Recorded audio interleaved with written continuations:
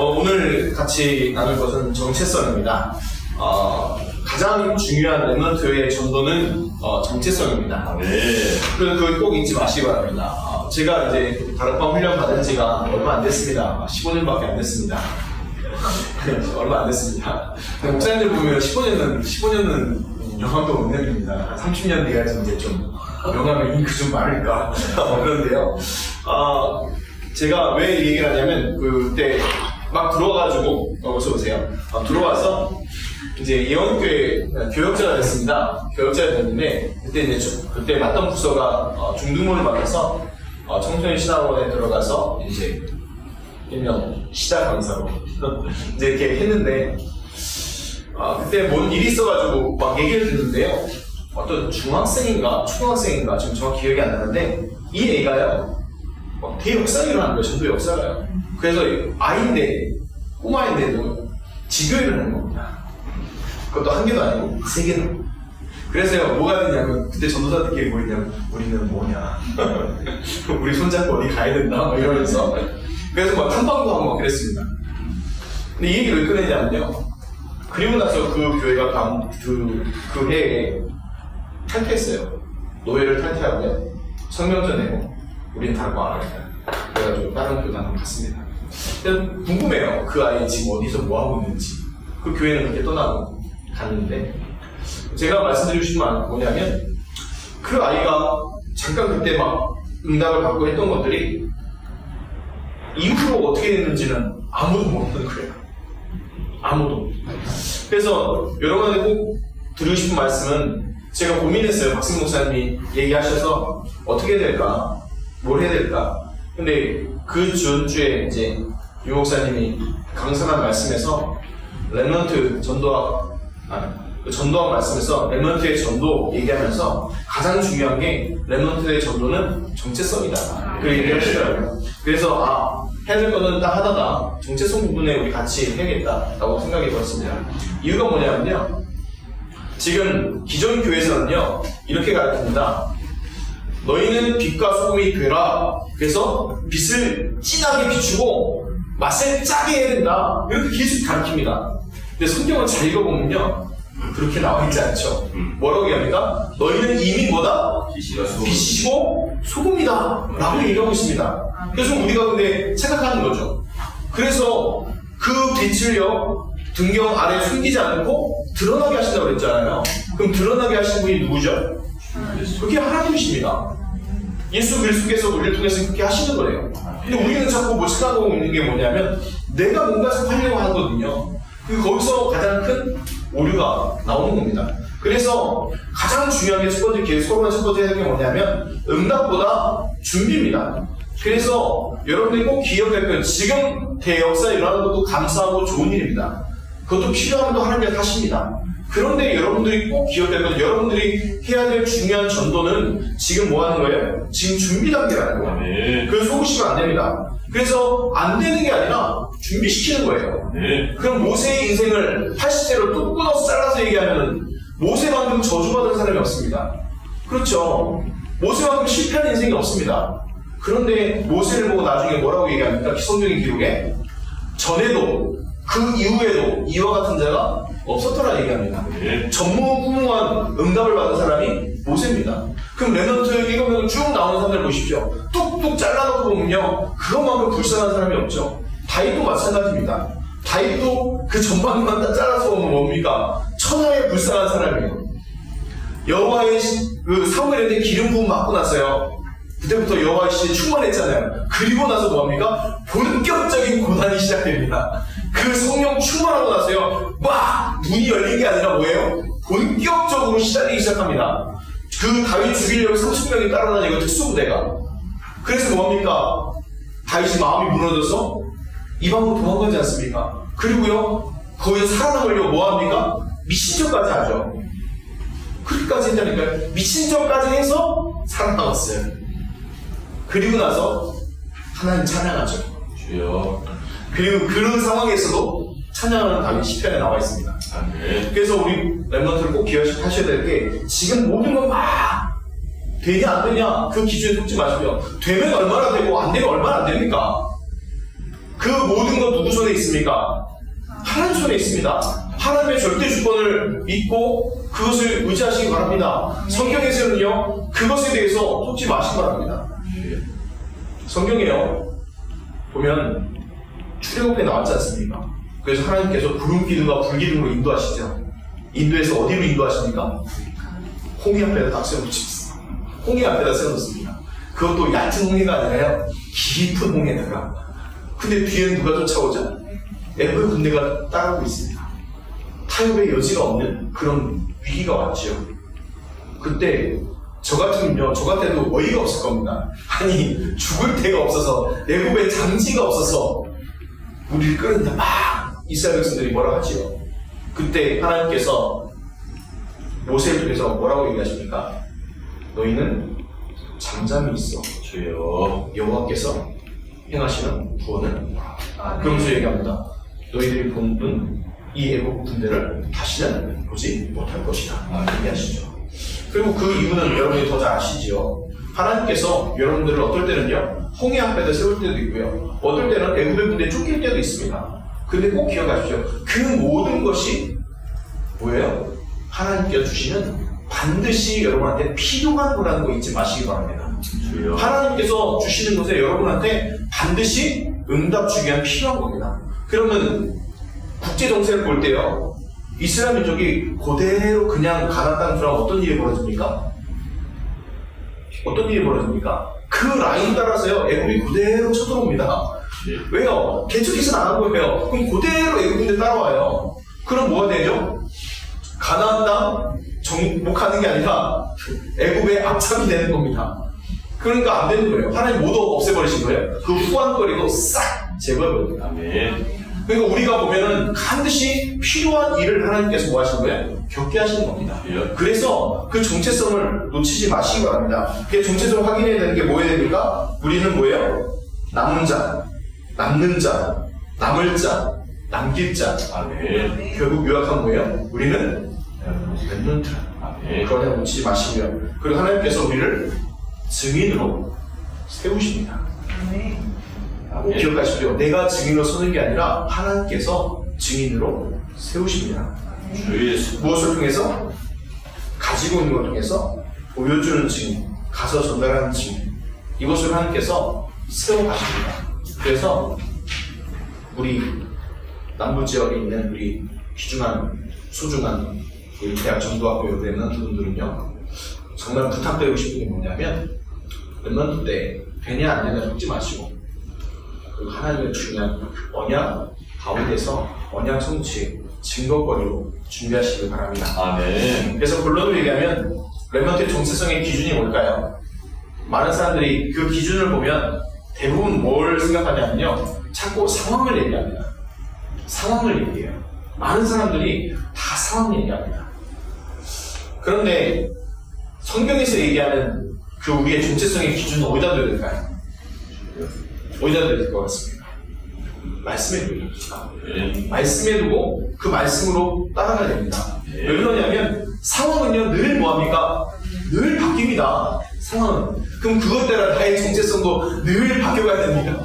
아니잖아요. 그러면 아니잖아요. 그럼 중요한 게 뭡니까? 그 정체적인 기준은 하나님의 말씀에 둬야 되죠. 그래서 성경의 인물들 보면 공통적으로 자기를 바라볼 때 어떻게 바라봅니까? 낮게 바라보죠. 다윗은 시편 22편 6절에 뭐라고 표현했냐? 벌레라고 했습니다. 자기를. 그리고요, 사도 바울은 자기를 뭐라고 그랬어요? 죄인 중에 괴수라고. 디모데 전서 1장 15절에 얘기했죠. 그런데 하나님은 뭐라고 계십니까? 다윗한테는요, 내 마음에 합한 자죠. 그렇죠? 그리고 바울한테는요, 내 이름을 전하려고 택한 나의 그릇이라고 얘기하시지 않습니까? 그러면요, 중요한 게 뭐예요? 그러면 나는요, 하나님이 나에 대해서 뭐라고 얘기하십니까? 그 나의 정체성은 어떤 말씀 붙잡아야 되겠습니까? 그게 중요한 거예요. 그래서 그 말씀을 붙잡는 축복이 있으시기 바랍니다. 지금 대학생 때 많은 걸 준비해야 될 겁니다. 여러분들 미래와 또 앞으로 세계복음화와 많은 걸 준비하는 가운데 가장 중요한 것만 하나만 놓치고 있는 거예요. 하나님이 나를 뭐라고 얘기하시는 거예요. 하나님이 나에게 주신 그 세계복음화의 비전 가운데 지금 나의 정체성은 뭐냐는 것을 잊고 가는 거예요. 왜? 너무 많거든요, 맑게. 그런데 하나님께서는 반드시 그걸 점검하게 만드십니다. 렘넌트 7명대 시절을 보면요, 그 렘넌트 7명 시절의 중요한 것들을 붙잡을 때까지 하나님께서 시련을 통해서 만들어 가십니다. 다윗을 통해서 이루신 언약은 무엇이죠? 딱 한마디죠. 다윗은 뭐요? 성전 준비. 그렇죠? 그리고 성경을 보십시오. 다윗이 성전에 대해서 준비하고 작정한 순간부터 성경에도 기록되어 있습니다. 다윗이 어디로 가든지 이기니라 했습니다. 그가 뭐가 통한 거죠? 하나님의 중요한 계획과 내 계획이 통하기 시작한 거예요. 그러니까 더 이상 뭐가 없는 거예요? 그 올 이유가 없는 겁니다. 그럼 성경이 다윗만 그런가요? 아니요, 아브라함도 그럽니다. 아브라함의 마지막 테스트가 뭡니까? 내 독자 이삭을 바쳐라. 아브라함이 돌아보지도 않죠. 그리고 바로 갑니다. 그러니까 뭐랍니까? 하나님께서 내 독자 이삭도 아끼지 않고 하나님 경연을 내가 알았구나. 그 뒤로 또 아브라함의 시험이 있습니까? 없습니까? 없어요. 왜 없습니까? 있을 이유가 없는 거예요, 이제. 우리 렘넌트 분들이요, 지금 중요한 정체성, 하나님 안에서 그 중요한 정체성, 그거 붙잡고 그 말씀으로 확인할 때 하나님께서 그 다음부터는요, 모든 걸 다 주십니다. 네. 그러면 정체성을 회복하는 중요한 단계는 우리 렘넌트 더 얘기할 거 없겠지만 반드시 기억할 게 있어요. 사람은요, 이 창조 원리대로 살지 않으면 반드시 뭡니까? 멸망당하게 되어 있습니다. 그래서 근본 문제 3가지로 고통과 문제가 오고요, 불신자 6가지 상태, 또 인간의 12가지 문제로 그대로 순서대로 망하게 되어 있습니다. 그래서 우리가 정체성을 회복해서 가장 먼저 알아야 될 것은요, 예수 그리스도입니다. 더 정확히 표현하면 오직 예수 그리스도입니다. 이 길 외에는 다른 길이 없죠. 그래서 정체성을 회복하는 가장 먼저 아는 길, 그것은 오직 예수 그리스도 안에 있는 거죠.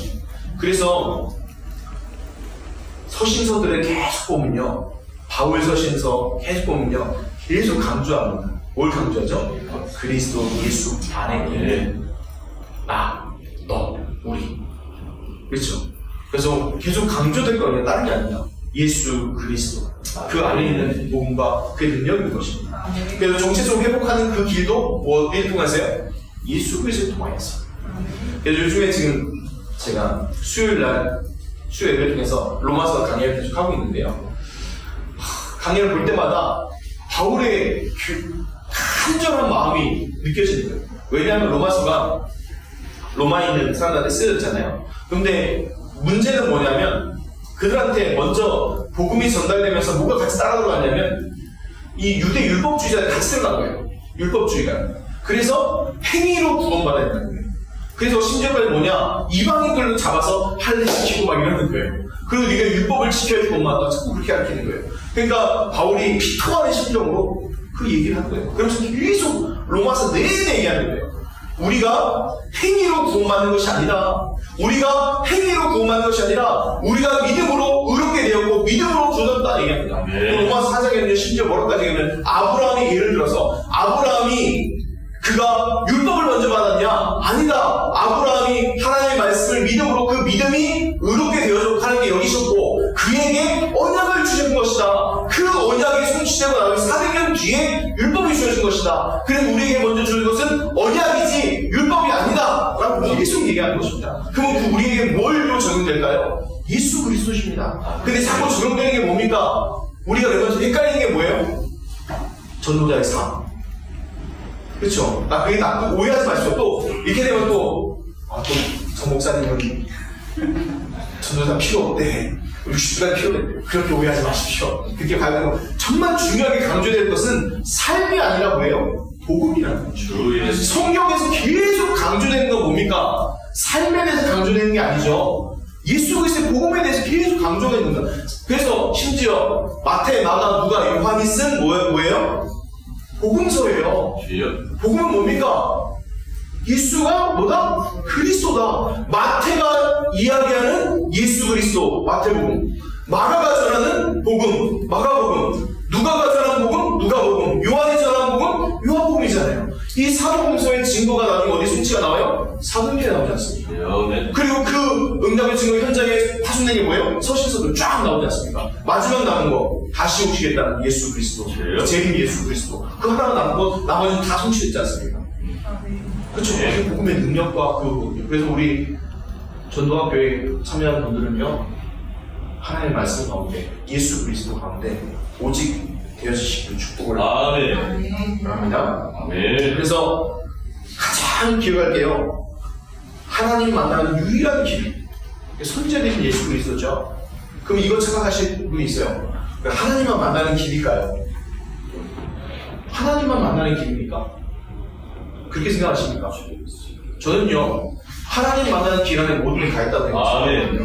하나님 만나는 그 순간에 모든 길이 다 있는 것입니다. 그 안에서 길이 있는 거지 그 밖에 길은 없습니다. 그래서 성경에서 왜 오직 예수 하냐? 우리의 하나님 만나는 유일한 길, 그 예수 그리스도를 통하여서 우리의 모든 그 길 통로가 그 안에 다 있는 거예요. 만약 그리스도 밖에 있다, 그럼 뭐 하는 거예요? 그래서 끝이에요.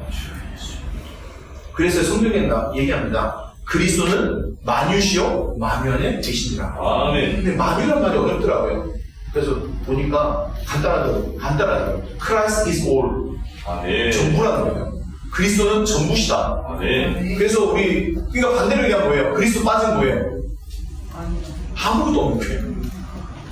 그래서 그리스도는 하나님 만난 유일한 길이고 죄와 저주에 해방하신 제상이시고 그래서 꼭 기억하세요. 우리 엠너들이 쉽게 하는 게 좀 안 되잖아요. 그럼 뭐라고 생각하는 부분이 많냐? 내가 잘못한 부분이 없나? 이런 생각하는데 꼭 기억하세요. 모든 저주 재앙은 누가 담당하셨어요? 그리스도께서 십자가에서 다 담당하셨어요. 그래서 우리에게는 저주 재앙이 아니에요. 우리를 향한 하나님의 계획은 아름답고 선하고 좋은 것이에요. 그리고요 분명히 얘기하지 않습니까? 곧 그의 뜻대로 부르심 받은 자 그들에게 뭐예요? 모든 일에 합력하여 선을 이루신다고요. 우리 성도분들, 우리 렘넌트들한테 어려움이 왔다. 그걸 통해서 하나님 뭘 이루시는 거예요? 선을 이루시는 거예요. 무슨 선? 하나의 선은 뭡니까? 세계복음화. 우리 한국 가운데 영혼부라는 거예요. 하나님께서 하시는 일이. 하나님께서 이루신 일이 뭡니까?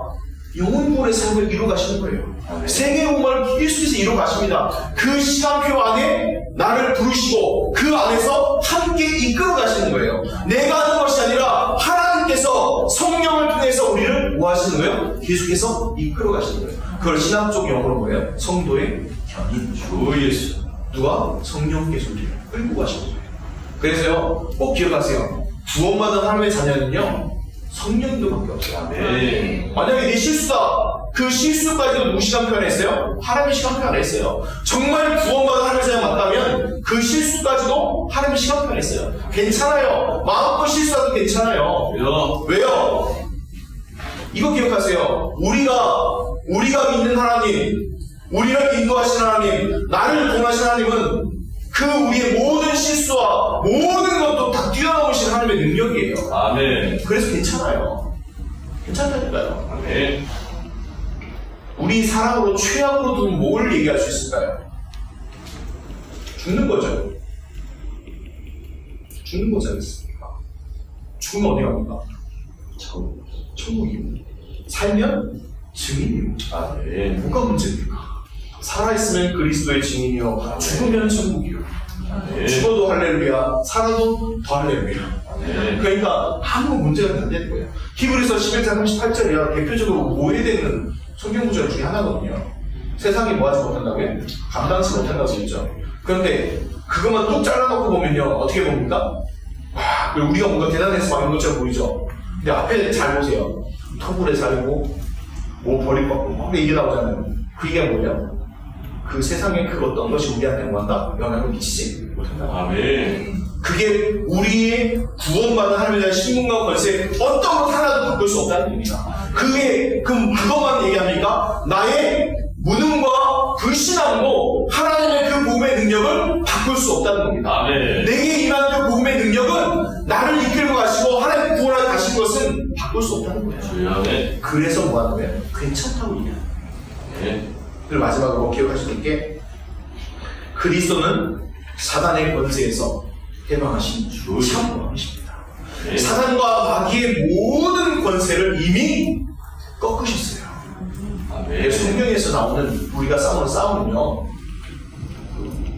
제가 말씀드렸는지 모르겠는데, 그 성경에 나오는 우리가 싸우는 싸움은요, 그 싸움은 좀 다릅니다. 그래서 그 로마사를 연구해 보면 싸운 전쟁이 두 가지가 아니었습니다. 하나는 뭐냐면 그 진짜 장군이요, 군대를 이끌고 나가서 전쟁을 합니다. 그래서 격파합니다. 그게 우리가 일반적으로 하는 전쟁이잖아요. 근데 사도 바울이 얘기하는 전쟁은 뭐냐면 그때 그 전쟁이 끝난 게 아니에요. 그러면 그 장군이요, 파발을 보냅니다. 어디에요? 로마 황제나 로마의 군에. 그러면요, 그 사람이 막 달려갑니다. 그러면 로마 황제나 아니면 집정관을 만나면요, 로마의 깃발을 딱 줘요. 그럼 깃발을 가지고 막 옵니다. 다시 와서 그 나라의 왕국의 가장 중요한 왕이 하던 자리나 그 자리에 그 깃발을 딱 뽑으면 뭐 하는 거예요? 전쟁이 그때 딱 끝나는 거예요. 그럼 우리가 싸우는 싸움에 대해서 사도 바울은 뭘 얘기하는 거냐? 장군이 나가서 막 싸우는 싸움을 얘기하는 게 아니에요. 그 싸움은 그리스도께서 이미 뭐 하셨어요? 다 이겨놓으신 거예요. 그럼 우리가 싸우는 싸움은 뭐냐? 가서 뭐 하는 거예요? 깃발 뽑는 거예요. 그게 우리가 싸울 영적 싸움이라는 거예요. 알겠습니까? 그러니까 우리가 될 싸움은 뭐예요? 강을 비트게 싸우는 그 싸움이 아니라 그리스도께서 다 이겨놓으신 그 싸움에 뭐 하는 거예요? 가서 깃발 뽑기. 그러니까 얘기하는 거예요. 그래서 뭐 한다고요? 괜찮다고요. 이미 예수를 그래서 믿고 구원받았다는 얘기는 그 이긴 영적 싸움의 사자로 부르셨다는 거예요. 근데 오늘 읽은 말씀 있잖아요. 그게 베드로서 2장 9절 말씀.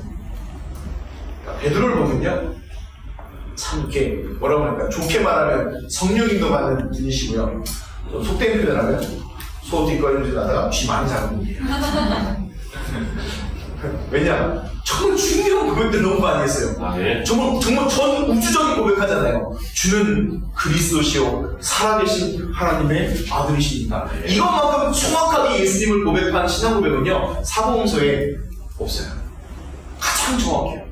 왜냐면 물론 자기 신앙 나름대로 도마도 고백한 것도 있고요, 또 여러 가지 고백도 있습니다만 가장 정확하게 고백한 게 마태복음 10장 16절이거든요. 근데 오늘 베드로전서 2장 9절 말씀 보면 성도의 가장 중요한 영적인 신분에 대해서 정확하게 또 설명하고 있거든요. 단순한 택하신 족속도 아니고 왕도 아니고 제사장도 아니고 뭐라고 해야 됩니까? 너희는 택하신 족속이요.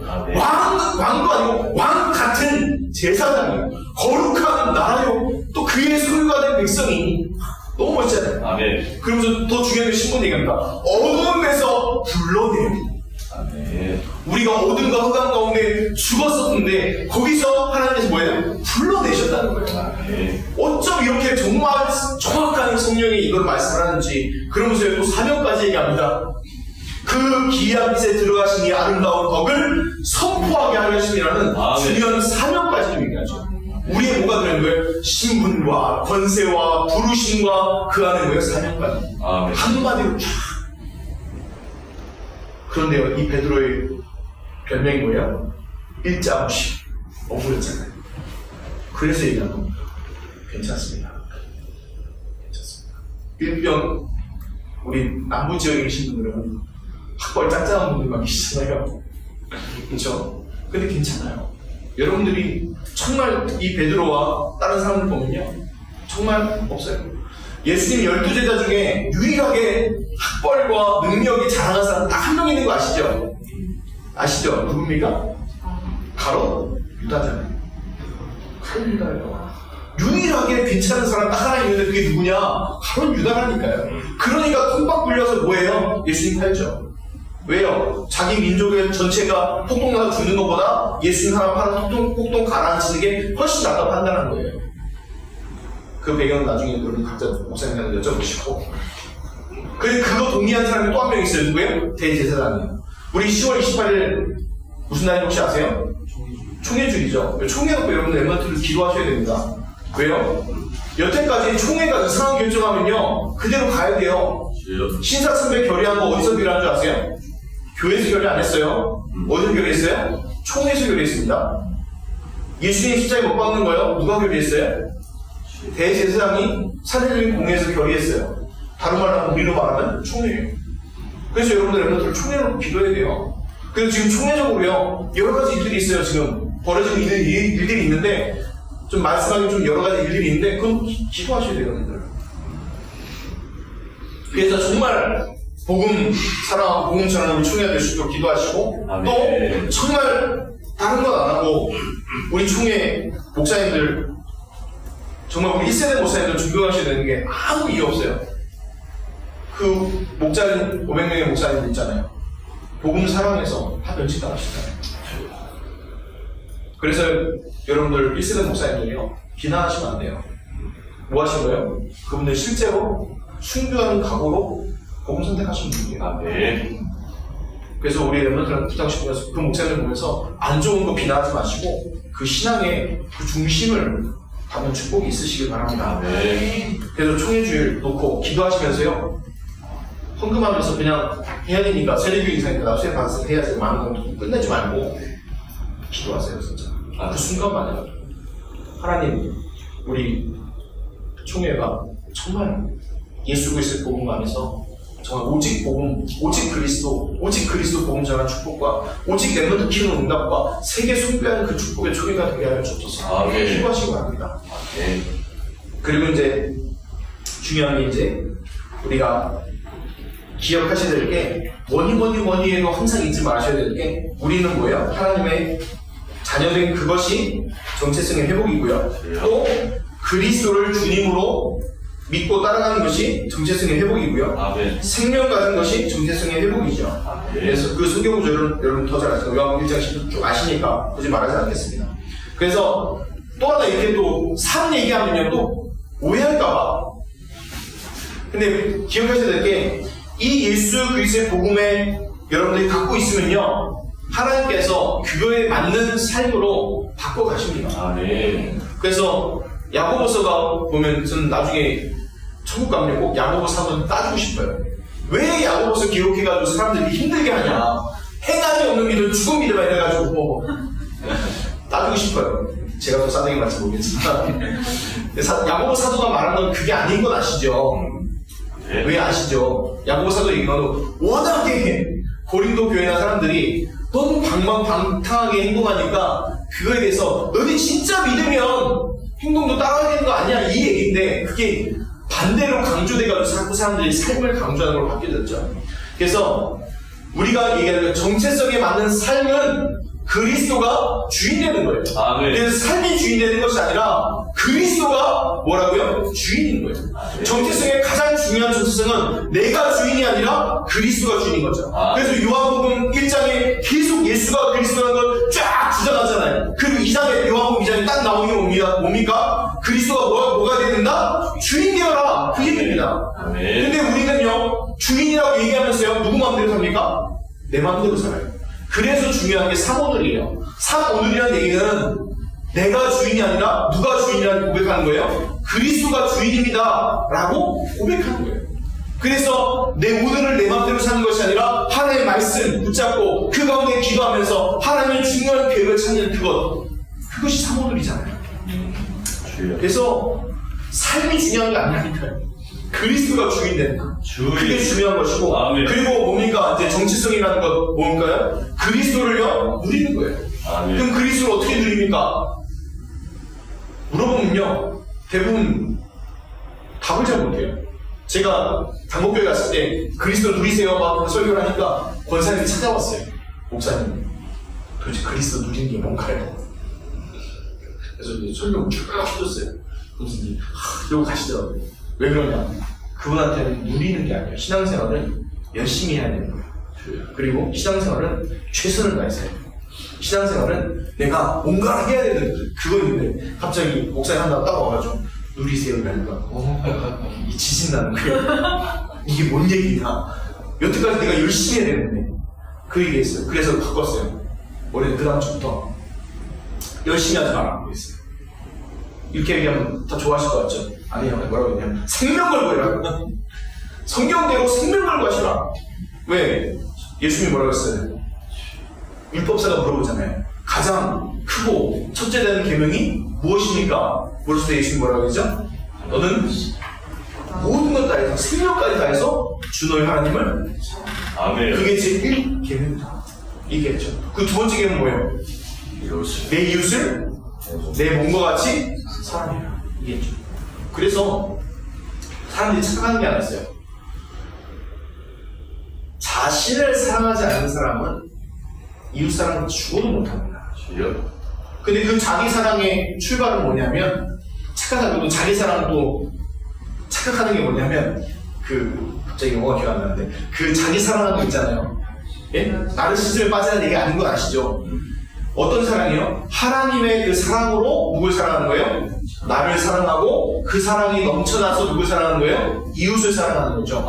그걸 내 이웃을 내 몸과 같이 사랑하는 거예요. 그럼 그게 가장 큰 표현이 뭐냐면, 나에게 그리스도가 필요하시되 이 사람에게 뭐가 필요하다? 그리스도가 필요하다는 거예요. 나에게 오직 예수가 필요하면 이 사람에게 뭐가 필요하다? 오직 예수가 필요하다. 그게 이웃 사랑이에요. 자기 사랑, 이웃 사랑이에요. 근데 사람들도 오해하죠. 뭐라고 오해해요? 헌신하고 봉사하고 이것이라 생각하죠. 근데 가장 큰 헌신 사랑은 뭐예요? 예수 그리스도의 복음을 누리는 거예요. 어떻게 누리냐? 성경의 인물들처럼, 아브라함처럼, 이삭, 야곱처럼 그 옆에 있는 불신자들 보고, 야, 너 보니까 하나님 계시구나, 너 하나님과 함께 하는구나, 이렇게 보는 거예요. 그게 진짜 전도예요. 제 친구들이요, 제가 예수 그리스도 복음을 알고 바뀌고 나니까요, 딱 한마디 하더라고요. 복음 막 전하니까, 그래, 너를 보니까 하나님 살아계시구나, 그 얘기를 하더라고요. 그래서 복음 너 얘기하니까 시간표가 있겠지 그러더라고요. 그래서 얘기했죠. 그 시간표가 그 시간표, 이만 일단 영접해 막 이러는데 그런데 이제 저희 오빠가 계속 기도하고 있어요. 그래 계속 놓고 있는데 그 시간표가 올 것이라고 생각합니다. 그래서 정체성에 맞는 그리스도를 누리는 거고요. 그 다음에 마지막으로 정체성에 맞는 삶은 뭐냐면 그리스도의 증인입니다. 다른 거의 증인이 아니라 그리스도의 증인입니다. 그래서 하나님께서는 우리 렘넌트 여러분들이요, 그리스도의 증인되라 아닙니다. 또 오해하지 마십시오. 증인으로 부르셨어요. 이미 증인으로 부르셨어요. 빛과 소금이 되라가 아니라 뭐라고요? 빛과 소금으로 부르셨어요. 그렇기 때문에 괜찮고 그 정체성만 가지고 계시면 돼요. 그리고 하나님이 문 여시면 그때 그 증거를 말하면 돼요. 그래서 평안하시기 바랍니다. 그리고 하나님이 주어진 응답들, 만약에 어려움이 왔다 그러면 그 어려움 속에서 하나님의 중요한 축복을 발견하시기 바랍니다. 그래서 오늘 오전에 충신대 강사들하고 이렇게 얘기하면서 환난, 인내, 연단, 소망에 대한 단어들을 쭉 얘기해줬어요. 근데 중요한 거는 하나님께서 우리에게 어려움을 허락하실 때는 반드시 뭐가 있어요? 이유가 있어요. 성경에 이렇게 되어 있습니다. 아들까지 내어주신 이가 무엇을 아끼지 않고 너에게 주시지 않겠느냐. 예수 그리스도를 하나님께서 예수 그리스도를요 내어주셨다고 했어요. 그 아들을 내어주셨어요. 근데 무엇을 아끼지 않고 주겠습니까? 안 주시겠습니까? 그런데 안 주세요. 그럼 그 속에 뭐가 있다는 거예요? 특별한 하나님의 기억이 있다는 거예요. 만약에 문제 사건을 보면요, 당장에 우리 멤버들 힘들잖아요. 힘든 거 누가 아세요? 누가 가장 잘 알까요? 하나님이 잘 아세요. 그런데도 문제 당함을 놔두시는 거예요. 왜 그럴까요? 더 큰 뭐가 있는 거예요? 축복이 있습니다. 잘 생각해 보십시오. 모세를 얘기해 봅시다. 모세가 그대로 왕궁에 있으면 어떻게 돼요? 모세가 왕궁에 그대로 있으면 어떻게 될까요? 생각해 보세요. 40세 먹은 왕자예요. 척결 대상 1순위예요. 왜요? 왕권을 가장 위협하는 사람이에요. 나이 40이면요. 이게 뭐예요? 이 정치에 대한 모든 것도 견문이 있어가지고요. 할 수 있어요. 그러니까 뭐예요? 그 애국 바로 왕의 제1 정적이 누가 되는 거예요? 모세예요. 그럼 어떻게 돼요? 출애굽이요? 출애굽한다고요? 출애굽한다 나가서 출애굽할 계획은 뭐예요? 서거. 바로 목자리에요, 그 자리에서. 왜요? 보낼 수 없거든요. 반역이거든요, 바로. 하나님 방법이 뭐예요? 사건을 일으켜서 어디로 보내요? 미디안에 보내버리시는 거예요. 그 미디안 광에서 뭐하게 만들어요? 장세기 기록하게 만들어요. 아멘. 중요한 그 언약을 다시 한번 회복하게 만드는 거예요. 중요한 하나님의 영성을 준비시키는 거예요. 어디에서요? 미디안 광에서. 아멘. 그리고 나서 어떻게 됩니까? 하나님께서 부르시죠. 네, 불러왔더니 이제 자존감이 너무 바닥에 떨어졌어. 그래서 뭐라고 합니까? 보낼 만한 자를 보내소서 막 이렇게 얘기합니다. 그렇잖아요. 그러니까 뭐라 그래요? 다시 회복시키시죠. 아멘. 10가지 제안이요. 그 잘 읽어보세요. 출애굽기에 보면 너무 재밌습니다. 하나님 분명히 모세한테요. 바로한테 가서 전해라. 너희가 만약에 이스라엘을 좀 보내지 않으면 애굽을 칼과 기름과 시승과 여러 가지 이름으로 칠 거다 얘기합니다. 근데요, 모세가 가서 뭐라고 얘기하는지 아십니까? 보내주소서. 안 그러면 우리를 하나님께서 우리를 치십니다. 우리는 이거 똑같아요. 우리 현장 가서 예수는 뭐야? 저기 있잖아요. 이렇게 얘기하는 그렇게 될 수도 있어요. 그런데요, 이상하죠. 그 10가지 제안들을 통해서요, 하나님께서 누구를 바꾸십니까? 모세를 바꿔요. 그리고 누굴 바꿔요? 이스라엘 민족을 바꿔봐요. 그래 나중에 10번째 가니까 어떻게 바뀐지 아세요? 모세가 바로한테 화내요. 내가 얘기했잖아요! 그러면서 막 화내요. 그러면서 얘기합니다. 모세, 바로가 어이가 없잖아요. 그래서 너 다시 보면 다시 한 번 나오면 죽인다 막 이래요. 그러니까 뭡니까? 모세가 꾹쩍도 안 해요. 시간을 안 쓰고 돌에 화내고 나와요. 옛날에 처음 갔으면 어떻게 했을까요? 부들부들 떨었겠죠. 뭡니까? 그 10가지 제안을 통해서 모세와 이스라엘 민족을 회복시키시잖아요. 그게 하나님의 방법이었죠. 그러면요, 모세만 그럴까요? 성경에 기록되어 있는 것들은 이렇게 보시면 돼요. 성경만 그냥 개인적인 것들 있잖아요. 성경에 그냥 한마디로 얘기해요. 끝! 안 나와요. 그 개인과 하나님과의 이야기는 성경에 기록 안 돼 있어요. 기록할 이유가 없죠. 그 사람들끼리 하는 게 아니라 하나님과 그 사람과의 언약이니까. 그런데 어떤 거는 자세하게 기록되어 있잖아요. 그 얘기는 뭔지 아세요? 이 언약 잡는 자에게 하나님이 동일한 뭘 주시겠다? 응답을 주시겠다. 아멘. 그러면 모세와 그 이스라엘 민족에만 주시는 게 아니라 우리가 그 언약 붙잡고 갈 때 하나님은 우리에게 모든 것을 동일한 응답을 주시겠다는 거예요. 아멘. 그래서 얘기하는 거예요. 뭐라고요? 괜찮아요. 아멘. 좀 어려우면 당하지 뭐. 좀 어려우면 괜찮아요. 핍박당해요? 저항철까지 괜찮아요. 뭐 학생생활 좀 우울하게 보내지 뭐. 그렇지 않아요. 절대 그렇지 않아요. 절대 그렇지 않아요. 괜찮아요. 그리고 얘기하는데 말씀드리는데 정체성이라는 것은 내가 붙잡는 게 아니고 더 정확히 표현하면 하나님이 손에다가 쥐어주세요. 아멘. 그걸 여러분들이 알 거예요. 그래서 유 목사님이 이렇게 얘기하시더라고요. 렘넌트의 약점이 있다. 약점이 뭐냐? 늙어보지 않았다. 그래서 다른 말로 하면 시간표가 지나보지 않는 거예요. 그러니까 그게 약점이 될 수 있는데 그것을 빨리 도와줘라 얘기하시더라고요. 그래서 꼭 기억하셔야 될 게 그렇다고 여러분들이 늙어서 나중에 깨닫냐? 그러면 세계복음화 누구 합니까? 하나님께서 여러분을 통해서 만들어 가시는 그 언약 속에서 그 믿음 붙잡으시고 하나님께서 쥐어주는 그 정체성의 응답들 확인하시길 바랍니다. 그리고 마지막 꼭 기억할 게 한 가지만 잊지 마세요. 사단이라는 존재가 분명히 활동합니다. 주님 재림하시고 마지막 그 무정에 가두는 순간까지 사단은 활동합니다. 그래서 여러분의 싸울 싸움은 육신적 싸움이 아니라 영적 싸움입니다. 그래서 정체성 싸움인데 그 정체성에서 중요하게 붙잡을 게 영적 싸움. 그래서 육신 싸움 속지 마시고 내려놓으세요. 놓으세요. 육신 싸움.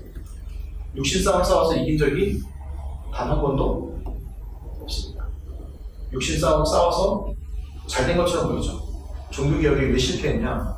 육신 싸움 하다가 실패했습니다. 만약에 그때 육신 싸움 하지 않고 물론 하나님의 전적인 계획이었지만 그때 그 존경했던 분들이 다 순교했다. 그러면 아마 천주교가 뒤집어졌습니다. 근데 하나님의 전적인 계획 안에서 시간표 안에서 나누신 거죠. 다 바꾸셔서 역사하시고 또 그 안에서 한국교회 하나 되지 못하는 것 때문에 막 사람들이 얘기하잖아요.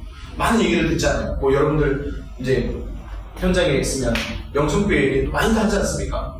그렇죠? 근데 그거에 여러분 흔들리지 마세요. 정체성을 바로 붙잡고 계십니다. 영성교회 얘기가 딱 하나예요. WCC, 종교통합주의, 오직 예수 거부하고요. 모든 종교의 구원이 있다. 이렇게 얘기하는 사람들이거든요. 그 결말이 어떻게 이렇게 무너지는가 보세요.